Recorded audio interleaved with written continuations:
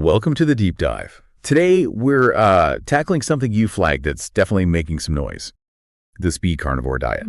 Our goal here is to really get under the hood of this zero-carb approach, focusing on, the claims about rapid fat loss and health benefits. Right. And the materials you shared come from a podcast called Zero-Carb Maximum Results, the Speed Carnivore Show, specifically an episode titled From Skeptic to Success, the 30-Day Transformation.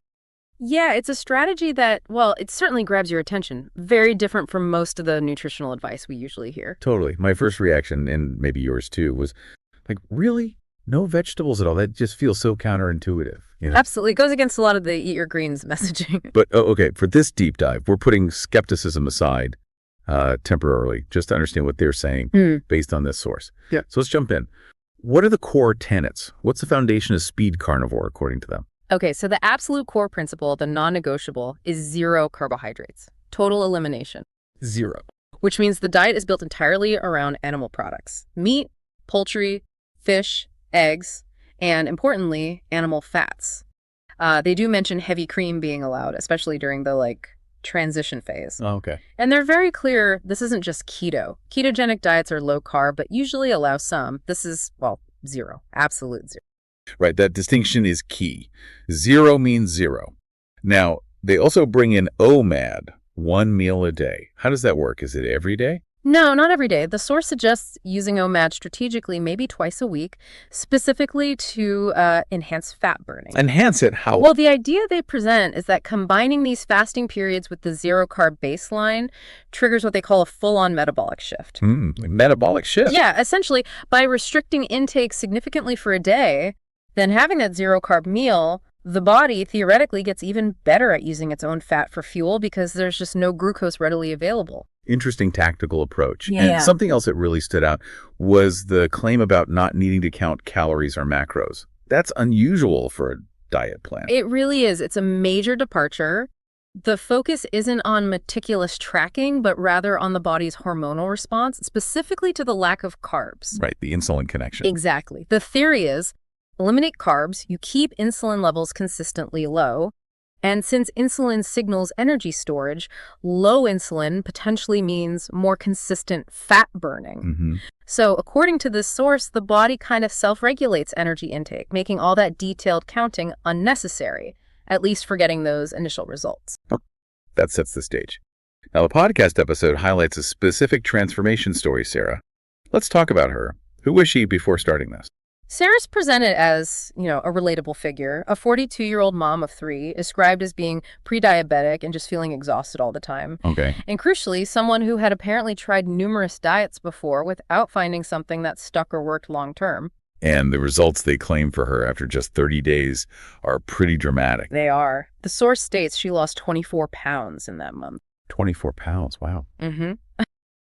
And importantly, that her pre-diabetic status reversed, according to her doctor. They even throw in an anecdote about her family thinking she was on some kind of Hollywood secret diet. Highlighting the speed and, I guess, the visual impact. But as we mentioned, she wasn't sold on the no veggies thing initially. No, definitely not. The source explicitly mentions her skepticism about cutting out plants, which, makes sense. It's a big mental hurdle. Yeah.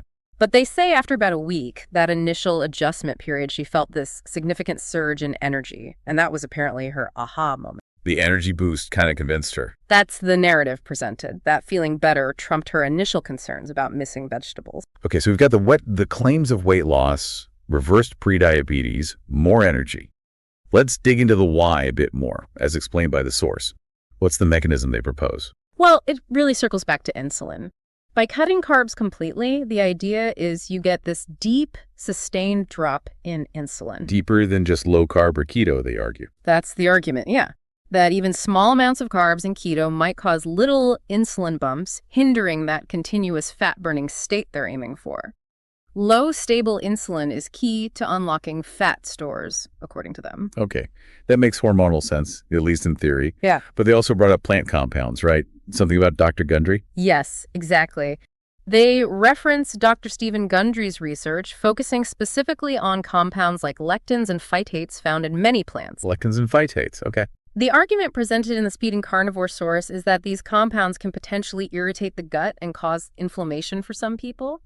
So it's an anti-inflammation angle too. Potentially, yeah. Right. By removing all plants, you remove these potential irritants. And the claimed benefits are things like better digestion, less inflammation, maybe even clearer skin. It's definitely worth stating, though, that the role and impact of lectins and phytates is still, a pretty debated topic in nutritional science overall. Right. Good context. Another big worry people often have with high-protein diets is kidney health. How did the source handle that? They tackled it head on. They basically called the idea that high protein harms healthy kidneys a myth. A myth. Okay. Yeah, and they even suggested people could monitor things themselves using at-home urine protein tests for peace of mind. Their position is, if you don't already have kidney issues, this kind of diet isn't inherently dangerous for your kidneys. Gotcha. So theory covered. Let's talk practicalities. What are people actually eating on this diet according to the source? Give us some examples. Super straightforward stuff, mostly. Think ribeye steaks, salmon, eggs cooked however, ground beef, bacon, whole unprocessed animal food. Okay. Standard carnivore fare, essentially. Pretty much. They did mention one slightly unusual thing, a bacon bread recipe. Bacon bread. Seriously, what's in that? Primarily eggs and bacon, blended and baked, I gather. It sounds like a way to get a bread-like texture without any carbs. Huh. Creative, I guess. Right. What about eating out?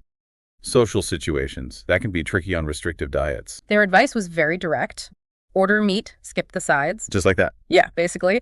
Tell the server, just the steak, please. No potatoes, no vegetables. They frame it as simple and manageable. It does sound simple, focusing on just a few core things. Exactly. They emphasize that simplicity. Just animal foods, salt, water, maybe black coffee. And they suggest this lack of complexity actually helps people stick with it, certainly for the initial 30 days they focus on. Okay, moving on. The source had a rapid-fire Q&A bit. Let's hit those. Exercise. Yay or nay? Yay, definitely permissible.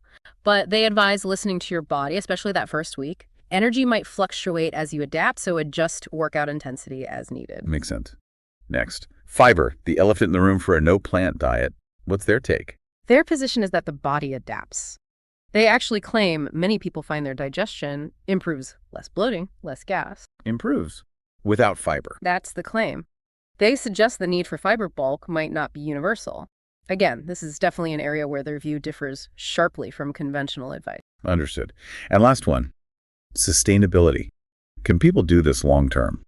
Well, the source clearly frames it as effective and sustainable for the 30-day transformation period. That's the main focus. Right. But they do imply that because people feel so good, many choose to continue it beyond those 30 days. Okay, so wrapping up the core message from this source. Speed Carnivore is about rapid change via zero carbs, focusing entirely on animal foods. Exactly.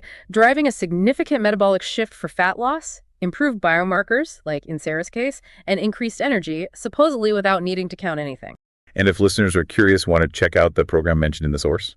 Yeah, they directed people to speedcarnivore.com/podcast, and there was a code, TRANSFORM, for $200 off the program plus 2 coaching calls. Right, and limited spots, they said. Yeah, 20 spots mentioned in that specific recording, and they also offered that dramatic transformation guarantee. The money-back guarantee. Correct. If you don't feel better, younger, leaner in 30 days, you get your money back, according to them. And they even teased their next topic. A discussion with a Dr. Johnson about using Speed Carnivore to potentially reverse metabolic disease in his patients. Sounds like they're building a case episode by episode. It does seem that way. They finish with their sign-off, stay strong, stay zero carb, and stay tuned, followed by music. Okay. So, this deep dive shows a very, very different approach.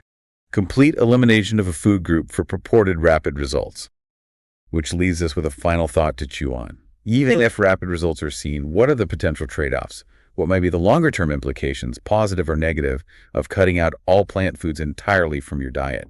Something definitely worth pondering beyond just the claims in this one source.